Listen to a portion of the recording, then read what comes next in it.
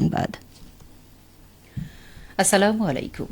বাংলাদেশ বেতার, রাজশাহী। স্থানীয় সংবাদ পড়ছি নূরজাহান বন্যা। অন্তর্বর্তীকালীন সরকারের প্রধান উপদেষ্টা নোবেল বিজয়ী অর্থনীতিবিদ ড মোহাম্মদ ইউনুস বলেছেন, সবাই বাংলাদেশের সন্তান। শহীদ আবু সাইদের মা সবার মা এবং সবার মা আবু সাইদের মা। কাজেই তার পরিবারের সবাইকে রক্ষা করতে হবে। এটি ফ্রি বাংলাদেশ, আবু সাইদের বাংলাদেশ। আবু সাইদের বাংলাদেশে কোনো ভেদাভেদ নেই, কাউকে কোনো গোলযোগ করতে দেয়া যাবে না। তিনি আজ সকালে রংপুরের পীরগঞ্জে পুলিশের গুলিতে নিহত শহীদ আবু সাইদের কবর জিয়ারত ও তার পরিবারের সঙ্গে সাক্ষাৎ শেষে সাংবাদিকদের এসব কথা বলেন।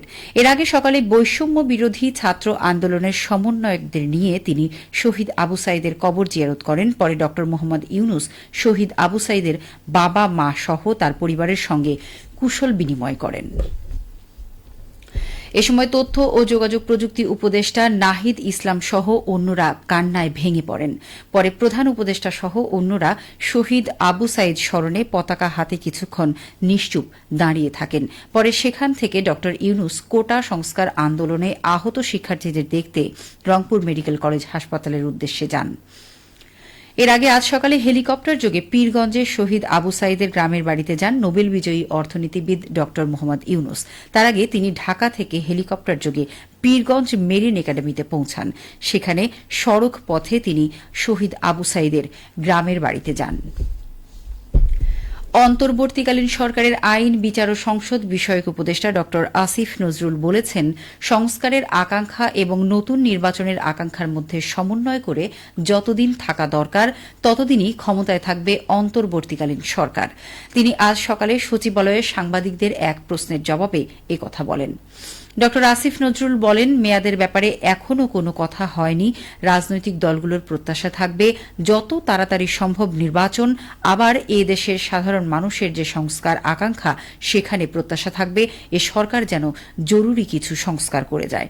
তিনি বলেন, অতীতে দেখা গেছে নির্বাচন কমিশন, পুলিশ, বিচার বিভাগ, দুর্নীতি দমন কমিশন সহ বিভিন্ন রাষ্ট্রীয় প্রতিষ্ঠানকে, এমনকি পাবলিক বিশ্ববিদ্যালয়কেও জনগণকে নির্যাতনের পথ হিসেবে ব্যবহারের চেষ্টা করা হয়েছে। তিনি আরও বলেন, পুরো সিস্টেমকে এমনভাবে দাঁড় করানো হয়েছিল, ভিন্ন মত পোষণকারী মানুষ, মৌলিক অধিকার চর্চাকারী মানুষের জন্য এই প্রতিষ্ঠানগুলো একটা আতঙ্কে পরিণত হয়েছিল। এই সংস্কারের আকাঙ্ক্ষা মানুষের আছে। সংস্কারের আকাঙ্ক্ষা এবং নতুন নির্বাচনের আকাঙ্ক্ষার মধ্যে সমন্বয় করে যতদিন থাকা দরকার ততদিনই এই অন্তর্বর্তীকালীন সরকার থাকবে, বেশিও না কমও না। এর আগে সচিবালয়ে পৌঁছালে আইন ও বিচার বিভাগের সচিব মোহাম্মদ গোলাম সারোয়ার সহ অন্যান্য কর্মকর্তাগণ তাঁকে অভ্যর্থনা জানান। নবগঠিত অন্তর্বর্তীকালীন সরকারের প্রধান উপদেষ্টা নোবেলজয়ী অর্থনীতিবিদ ড মোহাম্মদ ইউনুসের নেতৃত্বাধীন উপদেষ্টাদের মধ্যে দপ্তর বণ্টন করা হয়েছে। গতকাল মন্ত্রিপরিষদ সচিব মোহাম্মদ মাহবুব হোসেন স্বাক্ষরিত এক প্রজ্ঞাপনে একথা জানানো হয়েছে। প্রজ্ঞাপনে জানানো হয়, প্রধান উপদেষ্টা ড মোহাম্মদ ইউনুস ২৭টি মন্ত্রণালয় ও বিভাগের দায়িত্ব পালন করবেন।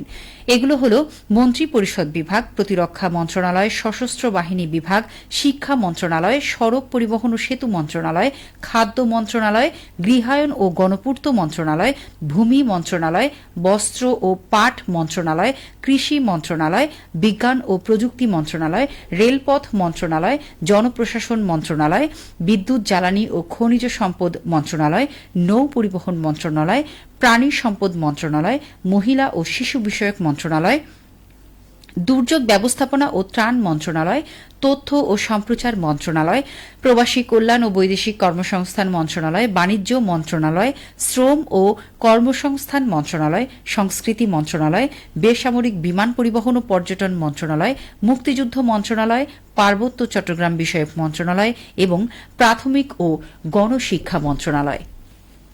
এছাড়া অন্যান্য উপদেষ্টাদের মধ্যে সালেহ উদ্দিন আহমেদ অর্থ মন্ত্রণালয়, পরিকল্পনা মন্ত্রণালয়, ড আসিফ নজরুল আইন, বিচার ও সংসদ বিষয়ক মন্ত্রণালয়, আদিলুর রহমান খান শিল্প মন্ত্রণালয়, হাসান আরিফ স্থানীয় সরকার, পল্লী উন্নয়ন ও সমবায় মন্ত্রণালয়, মোহাম্মদ তৌহিদ হোসেন পররাষ্ট্র মন্ত্রণালয়, সৈয়দা রিজওয়ানা হাসান পরিবেশ, বন ও জলবায়ু পরিবর্তন মন্ত্রণালয়, শারমিন এস মুর্শিদ সমাজ কল্যাণ মন্ত্রণালয়, অবসরপ্রাপ্ত ব্রিগেডিয়ার জেনারেল ড এম শাখাত হোসেন স্বরাষ্ট্র মন্ত্রণালয়, ড আ.ফ.ম. খালিদ হোসেন ধর্ম মন্ত্রণালয়, ফরিদা আক্তার মৎস্য ও প্রাণী সম্পদ মন্ত্রণালয়, নূরজাহান বেগম স্বাস্থ্য ও পরিবার কল্যাণ মন্ত্রণালয়, মোহাম্মদ নাহিদ ইসলাম ডাক, টেলিযোগাযোগ ও তথ্য প্রযুক্তি মন্ত্রণালয় এবং আসিফ মাহমুদ সজীব ভূঁইয়া যুব ও ক্রীড়া মন্ত্রণালয়ের দায়িত্ব পালন করবেন।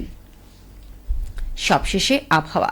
আজ দুপুর 2টায় রাজশাহীতে তাপমাত্রা ছিল 32 ডিগ্রি সেলসিয়াস। এ সময় বাতাসে আপেক্ষিক আর্দ্রতার পরিমাণ ছিল 70%। রাজশাহী ও পার্শ্ববর্তী এলাকায় আজ সূর্যাস্ত সন্ধ্যে 6টা 43 মিনিটে। সংবাদ শেষ হল। আমাদের পরবর্তী স্থানীয় সংবাদ শুনতে পাবেন বিকেল 4টা 5 মিনিটে।